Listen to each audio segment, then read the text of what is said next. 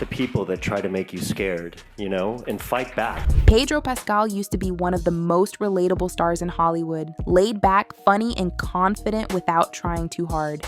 But somewhere along the way, something changed. And now he's become the latest celebrity to get absolutely roasted by none other than Joe Rogan. And not for a scandal, not for a mistake, but for becoming the exact kind of out-of-touch, overly polished celebrity Hollywood can't seem to stop creating. This wasn't just a jab or a casual mention. This was Joe Rogan taking off the gloves and saying what a lot of people were already thinking. Pedro Pascal, the guy everyone loved, is starting to feel more like a walking press release than a real person. And Joe, he's had enough of it. Show is finally speaking out about its failure. The Last of Us creator Craig Mazin admits season 2 was a finale, drew over 50% less than the finale of season 1. You lost. What is it about Pedro that everyone just loves to work with him, and what's the secret sauce, you know? The special sauce. Uh-oh. It's just ketchup and mayonnaise mixed together. They're gonna be honest. It's time. It's time for the reveal. The truth reveal. Yeah. He's a brilliant actor. Never really came to understanding the story. But the first time I read the script, it was very hard for me to contain. It all started during a recent episode of the Joe Rogan Experience. Joe was discussing the way Hollywood actors have started acting more like brand ambassadors than performers. Then someone brought up Pedro Pascal, and Joe's whole vibe shifted. He leaned forward and said, you know who I'm getting tired of hearing talk like they're trying to teach a college class?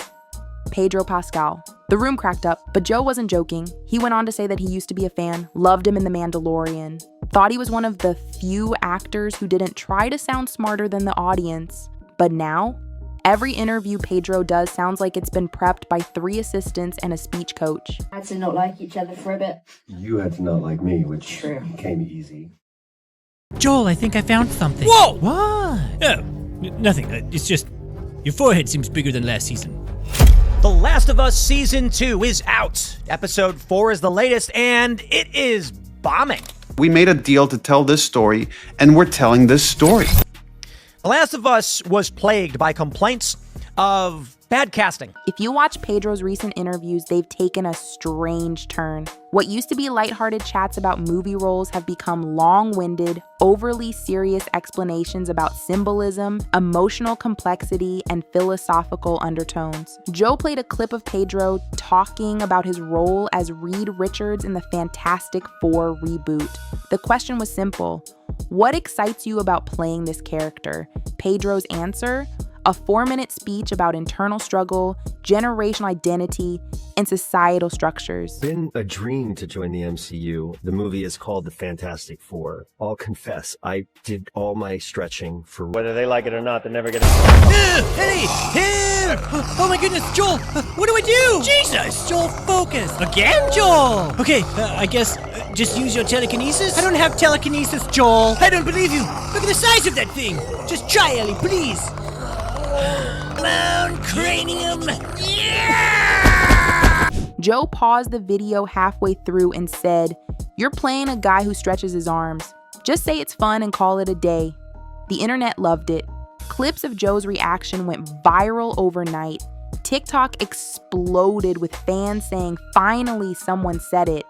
Reddit threads broke down Pedro's latest public appearances and pointed out how everything he said lately felt overly curated.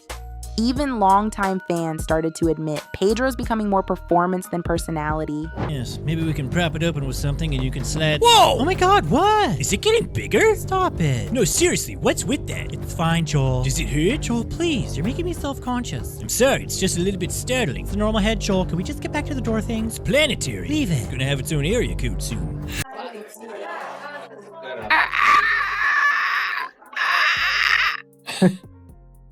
I'm sorry. That was acting. That's what that was. I don't really care what happens with this movie. I really hope her career is pretty much over. I'd be thrilled to see that. I can't imagine. I mean, For some reason, they made the decision for The Last of Us Season 2 to make Ellie dumb, to the point where she even says that she's stupid. Why?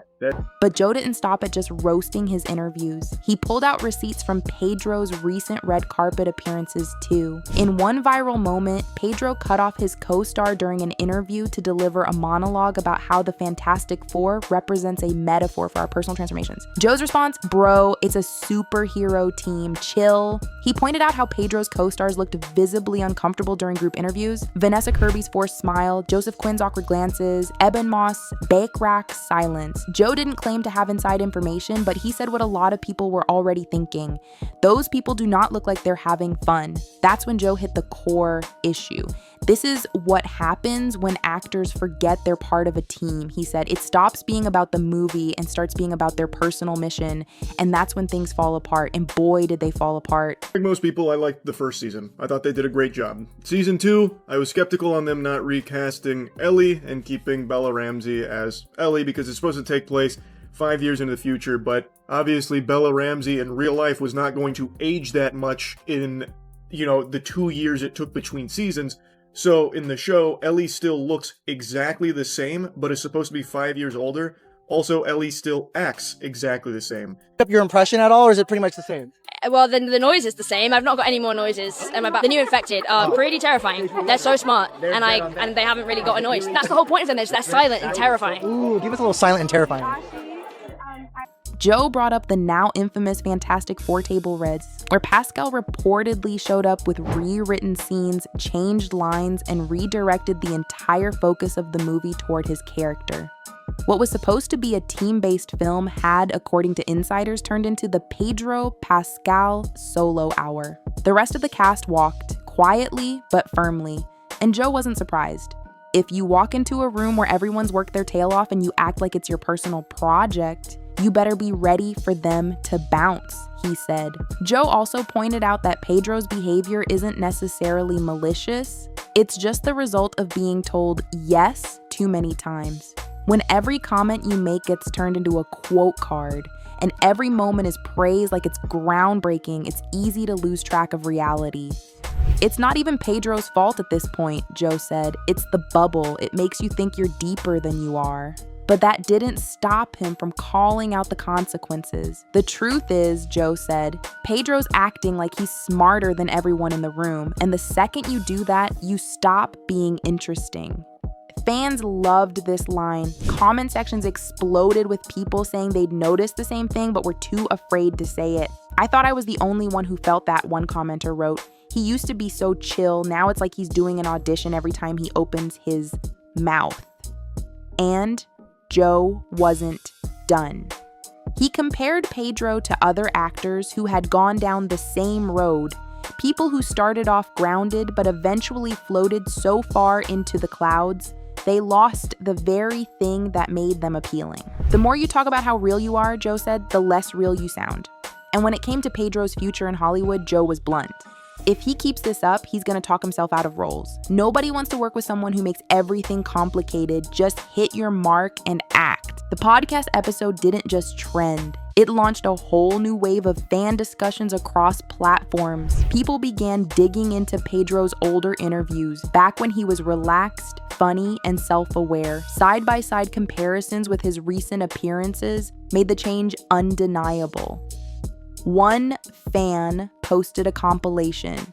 Old Pedro cracking jokes, making fun of himself, goofing off with co-stars. Then, new Pedro explaining existentialism to a reporter who just asked what his favorite on-set snack was. The caption read, "Bring this guy back," and that's when even industry insiders started talking. An unnamed Marvel source reportedly said that Pedro's approach to Fantastic Four became unsustainable. Not because he lacked talent, but because he insisted on turning every scene into a statement. He wanted the movie to say something, the source said, but we just wanted to make something people would enjoy. Joe Rogan brought that up again in a later podcast. That's the thing people forget, he said. Movies are entertainment first. If they inspire you, great. If they make you think, awesome. But if the guy playing the stretchy superhero is delivering life advice every 5 minutes, people are gonna check out. And that's what's happening now. Slowly but surely, fans who once loved Pedro Pascal are starting to turn off the volume. They're skipping interviews, ignoring press clips, not because they hate him, but because they're exhausted. Joe's final take on the whole thing was simple. Pedro's not the enemy, he's just lost in the sauce, happens to the best of them, but if he doesn't step back soon, he's gonna end up as the guy people invite to talk about movies, but not actually be in them. That line hit hard, because it's true. There's still time for Pedro Pascal to bounce back, to laugh at himself, to remember what made him special. But if he keeps going down this path where every role is a mission and every word is a statement, he's not just going to lose parts. He's going to lose the connection that made him stand out in the first place. And in an industry full of fake smiles and scripted personalities, that kind of authenticity is rare.